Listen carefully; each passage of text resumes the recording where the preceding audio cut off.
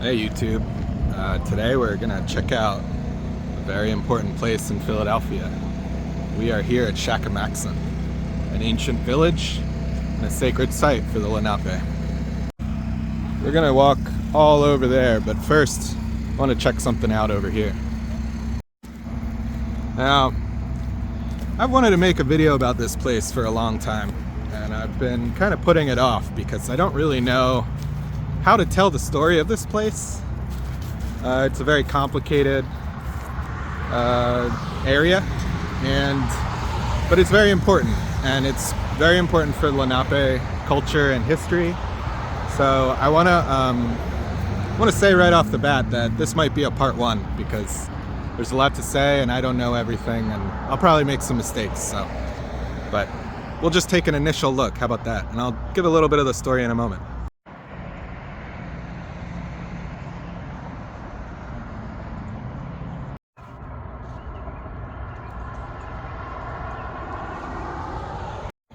Now, I wanted to start with this sculpture because it represents a wampum belt that symbolizes the treaty that William Penn signed with Chief Tamanend and the Lenape to found Pennsylvania and Philadelphia.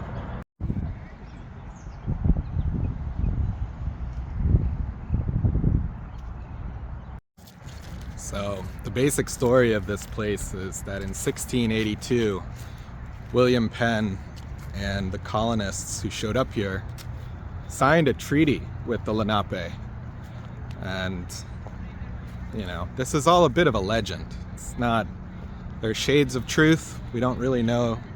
I don't know if it's really true that there was actually a document signed, but at least a wampum belt was supposedly exchanged, and thus began what was a famous, peaceful relationship between the Quakers and the Lenape.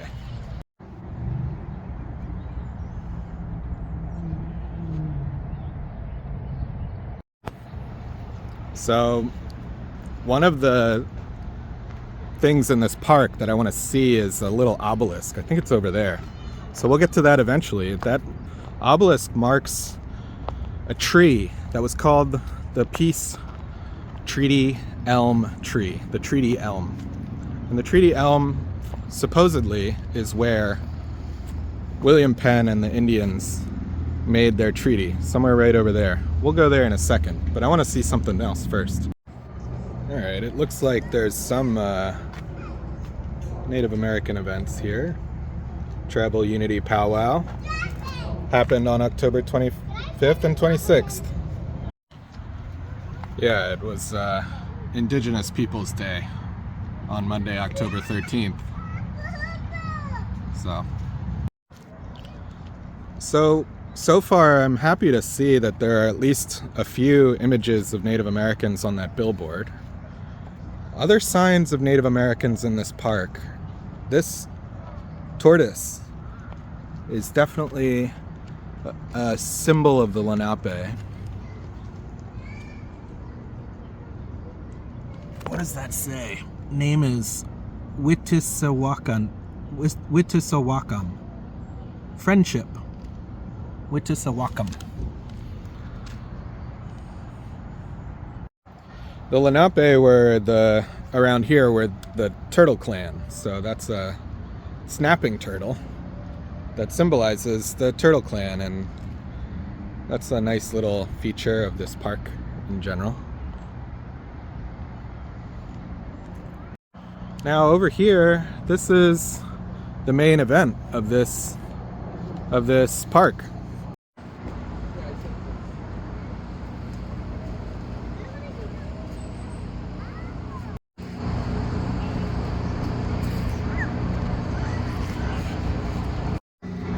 Okay, William Penn, Pennsylvania, founded in 1682, commemorated in 1982. Those people who are, what does it say?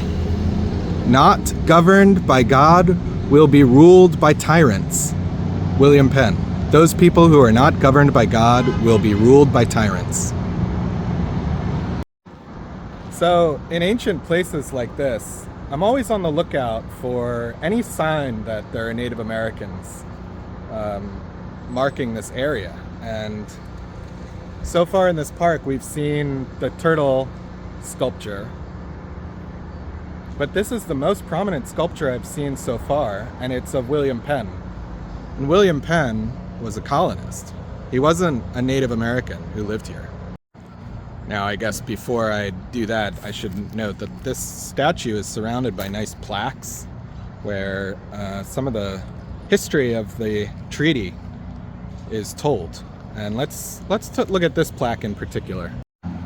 There has been much debate over the exact details of Penn's dealings with the Indians of the Delaware River Valley. It is written that Penn dealt fairly with all the Indians and settlers that he encountered.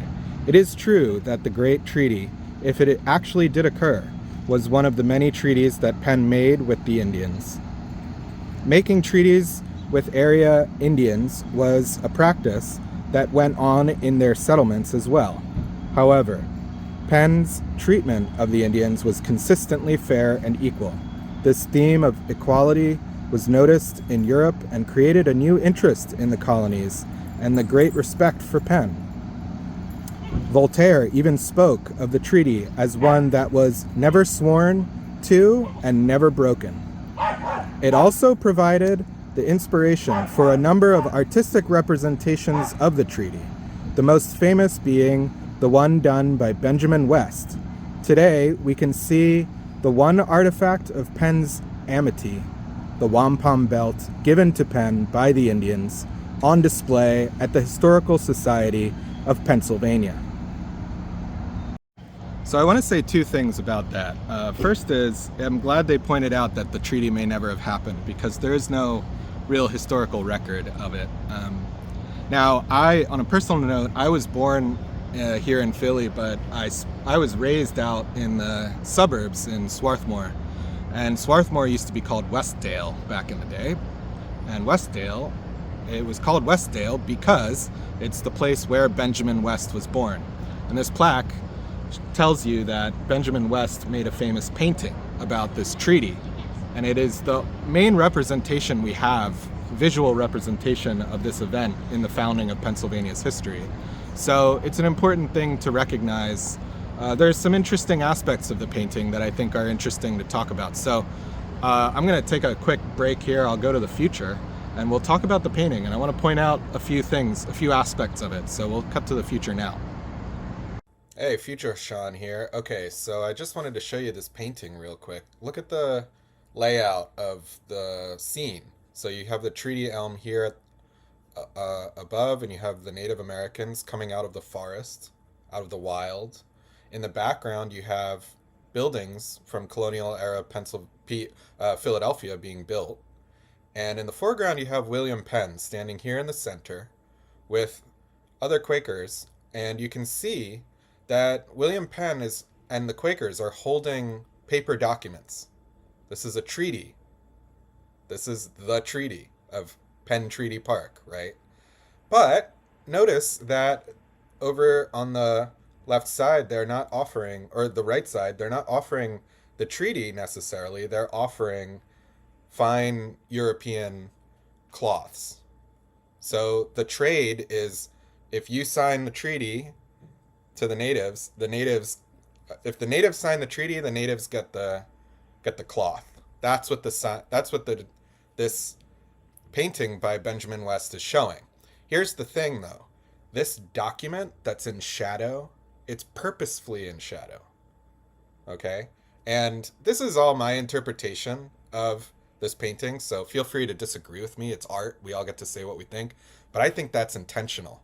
And I think the reason it's intentional is that no such document exists. There is no treaty document from Penn Treaty Park. There's no historical record of such a document. No document has ever been found. And in all the renditions of this scene, the document isn't readable. So it's clear to me that this is not a real document.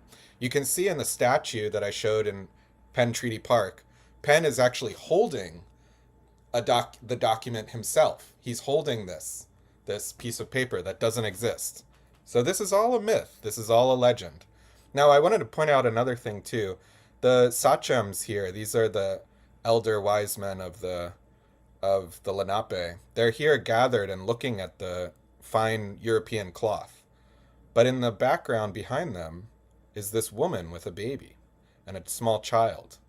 And that's important because in Lenape culture, women were very important for decision making. Notice that the Lenape brought their women the women were invited along with the men, the sachem, to the treaty signing. This is very important. The Lenape had a much different society than the Quakers. Notice the Quakers are all men. And in the background, the Quakers have boats. There's a man carrying someone here up to the houses. In the background of the Lenape, you can just make out what looks like a hut of some sort. Maybe that's a wigwam, but looks like an A-frame tent. There are Lenape in the background here. And this Lenape Indian seems to be carrying away European cloth in the background with implements of war in the foreground, arrows in a sheath. And this baby and the mother are dressed in beautiful embroidered Lenape clothing with a beautiful headband. So these are all very important figures in this treaty story. And I think it's interesting that in Penn Treaty Park, there's not much of the representation of this half of the treaty. Look at who is actually under the elm tree. The Indians are under the elm tree. The Lenape are under the elm tree. The Penn and the Quakers are not under the elm tree, right? There's symbolism there. That's the old world meeting the new world. That sort of idea is being communicated. So just wanted to show you this famous painting. This painting is sort of where the myth of Penn Treaty Park comes from. It's where the idea that there was this peaceful coexistence came from. I don't know if any of these sachems are actually Tamanend himself. Maybe this guy in the foreground. Also, look at his arm. His arm is very relaxed, and he's holding a peace pipe. He's holding a peace pipe. It's a very interesting pose, and it speaks of classical. It's almost like a classical painting, not sort of uncultured, I would say. It's a very relaxed pose, and he's holding the peace pipe underneath. So just little observations. Penn is standing with his arms wide open in a welcoming gesture. So these are all interesting things. Take a look at this painting. Let me know what you think in the comments. There's a lot more to say, but I'll leave it there for now. Back to the video. Now the plaque also says the wampum belt given. Now I went to the art museum and I saw that wampum belt. So I'm going to put a clip in right now showing that wampum belt that I saw in the art museum, in the Philadelphia Art Museum. It's on display. You can go see it too.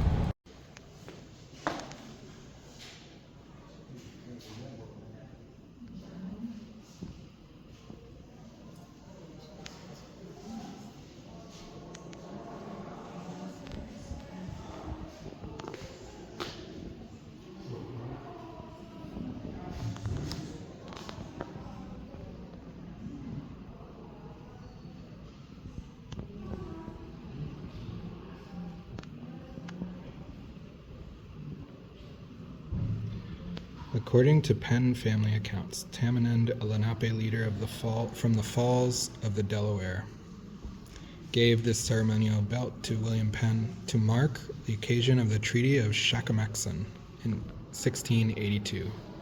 Perhaps the maker of the belt intended the linked hands to represent, of the two figures, the taller Lenape and the smaller European, to commemorate a moment of peaceful coexistence. The violence and displacement suffered by the Lenape in the decades that followed the treaty complicate this legacy.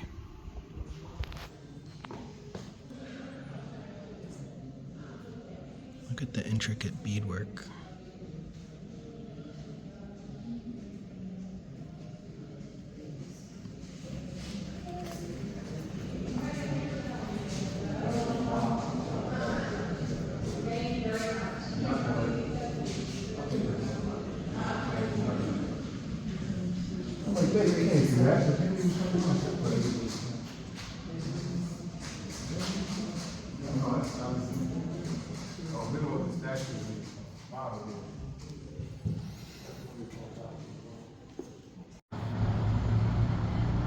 Okay, now the last thing I want to talk about is this plaque here.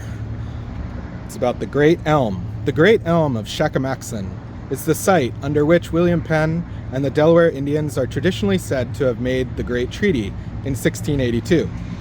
Since that time, the legend and history of the celebrated event have generated admiration for William Penn and for the tree. The tree became the living symbol of the Great Treaty.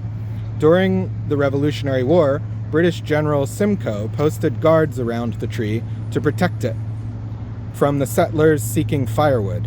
When the elm was blown down in a storm on 3rd of March, 1810, it was 283 years old, 8 feet in diameter, and 24 feet in circumference. The next day, hundreds of people gathered to marvel at and take cuttings from the ancient tree. Part of the tree was made into a chair for Benjamin Rush, a signer of the Declaration of Independence. Today, there are 2nd, 3rd, and 4th generation cuttings of the elm at the University of Pennsylvania, Pennsylvania Hospital, Haverford College, and Penn Treaty Park. Huh, that's cool. So one of these trees is a descendant of the Great Treaty Elm. I'm not sure which one. Let's see if we can figure it out. If we can, I'm going to put a clip from Penn Hospital where I found one of the descendants a couple months ago. So I'll put that in now. Now, one thing that I have to confirm, but I'm pretty sure is true, is that this elm tree right here, with the twisted branch, with the twisted trunk, this elm tree is a 2nd generation descendant of the elm tree that William Penn supposedly signed the treaty with Chief Tamanend under. So this is a descendant of the famous elm tree from Penn Treaty Park. And it's right here in the Penn Hospital Garden. So, there you go. Alright, now let's walk over to this obelisk. I've sort of delayed this long enough. This obelisk is where the Penn Treaty Elm used to be, and it's traditionally where this treaty was signed.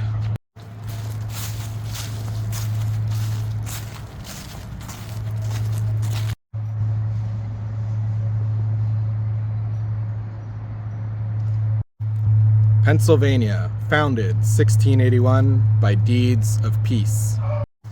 On this side it says, Treaty Ground of William Penn and the Indian Natives, 1682. I can't really read that.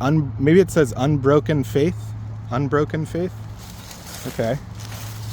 And on this side it says, placed by the Penn Society, AD 1827, to mark the site of the Great Elm Tree. To mark the site of the Great Elm Tree. I think that's what it says. Yeah. And then on this side, William Penn, born 1644, died 1716. So there you go. That's where the elm used to be. And it's interesting that there's a lot about William Penn on that obelisk, but not too much about the Native Americans who were here. Certainly nothing about Chief Tamanend, or Sachem Tamanend, who signed the treaty as well. Now, these are all sycamore trees. Yeah, sycamores. I think this is a maple.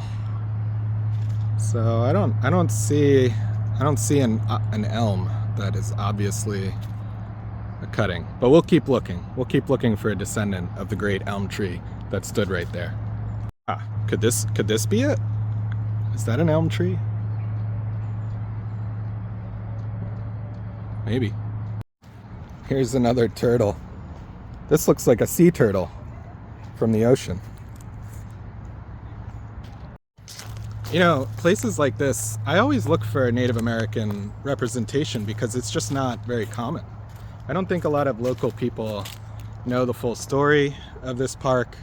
There's a lot of legends, there's a lot of myths, but people tend to be very interested in William Penn and the colonists, and not so much interest about the Native Americans themselves, who were an equal party to the treaty that was signed here, right? So it's just kind of strange that there's a huge statue of William Penn, but nothing about Chief Tamanend or any of the Native American sachems who came here to sign the treaty as well, right? Sort of one-sided.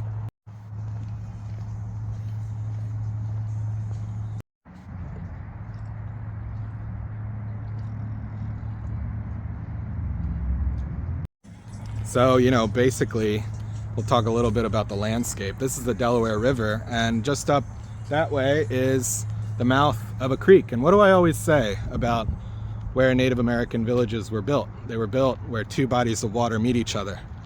And you can see it there, across the river is an island that's today called Petty Island. Back in ancient times, I think it was called Shakamaxon Island. This village site is called Shakamaxon. And it sits at the mouth of a creek that's about a quarter mile that way, on the other side of that old power plant. And the old creek is where Aramingo Avenue is now. Aramingo is a Native American word that's been anglicized, and I'll remember what it was called eventually, but it's escaping me right now. But that old creek was turned into a canal in the 1800s, and then the canal was covered over and turned into Aramingo Avenue. So for thousands of years, there was a Native American village right about here in this field, and it was called Shakamaxon.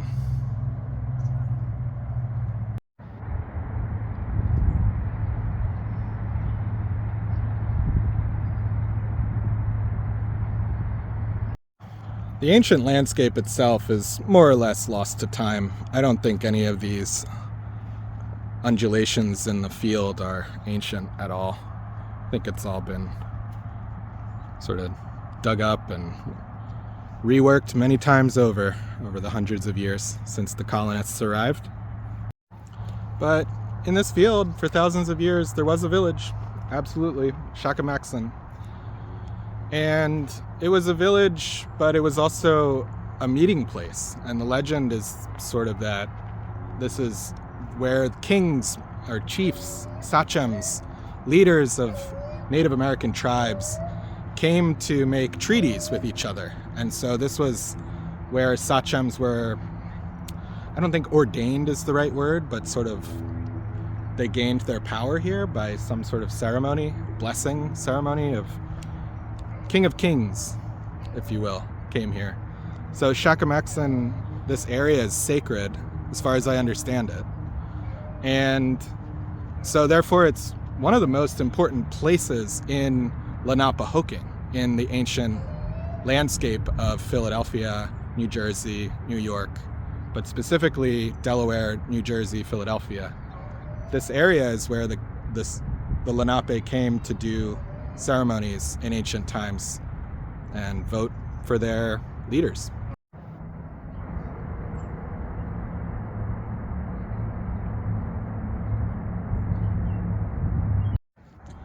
Yeah, I don't see any Native American representation other than those two turtle statues and the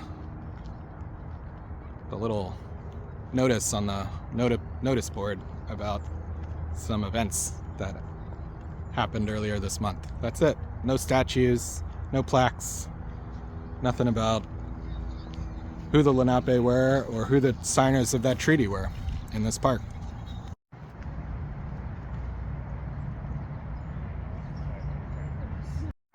Oh, okay, so maybe the tree used to be in there?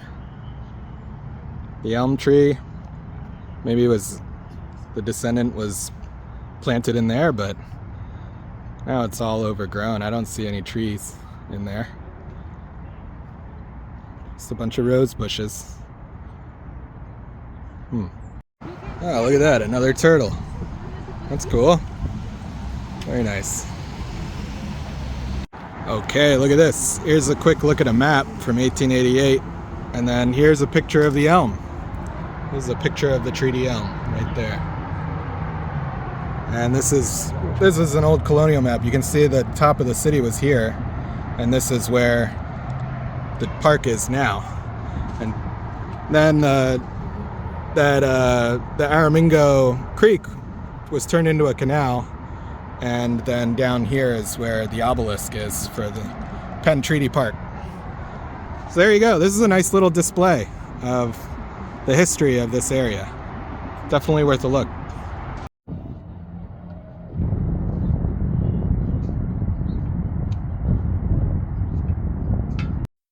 So there's a lot to say about this place, but I did want to say one more thing. I just want to show you a little bit more about the landscape. You can see the Ben Franklin Bridge here. Penn's Landing is beyond, it's south of the bridge, somewhere there. So colonial America sort of spread up the river, up this way. And Shakamaxon was one of the northern parts of the city.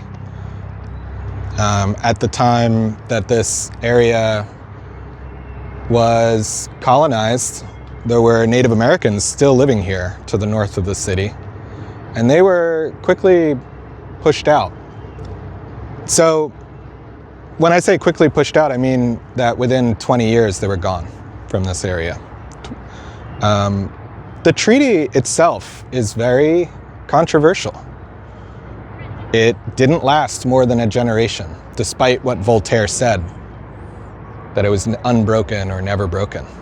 That's not true. It didn't last. William Penn's sons were particularly harsh towards the Native Americans. They enacted the walking purchase to steal the land from the Lenape. And so this treaty that this park represents is kind of a sad story in my view, because it marks what the hopes and dreams of the Lenape and the colonists who arrived here, it marks the breaking of their hopes and dreams for a peaceful society where two peoples could get along. It lasted one generation. When I think about that, I think about the hope and the brilliance of vision that Tamanend had. As a people who were under invasion, and one or two generations after one of the greatest plagues and pandemics in human history, 99% of people died when they made contact with Europe. 99% of the Lenape and Native Americans of North America died. And a generation or two later, Tamanend understood that the white people from Europe were not going to stop coming, and they didn't have the numbers to resist the invasion of Europeans. And Tamanend's solution to this was to seek for peace. He was known as the affable one, the friendly one, the affable one. And he was widely respected, so they say, among the Lenape. If you know about Tamanend, or Tammany Hall, if you've heard of Tammany Hall, that was a later mythologized version of Tamanend inspired Tammany Hall. The colonists, and mythology is a huge part of this place too. We have to talk about that for a moment too, because I can't tell if Tamanend himself was actually a real person. I mean, he probably was a real person, but I can't tell from the historical record that I've seen whether he actually was even here to sign the treaty. He probably was, but don't really know. But this whole story about the elm tree and the signing of the treaty and Benjamin West's painting, which I showed, it's all wrapped up in myth.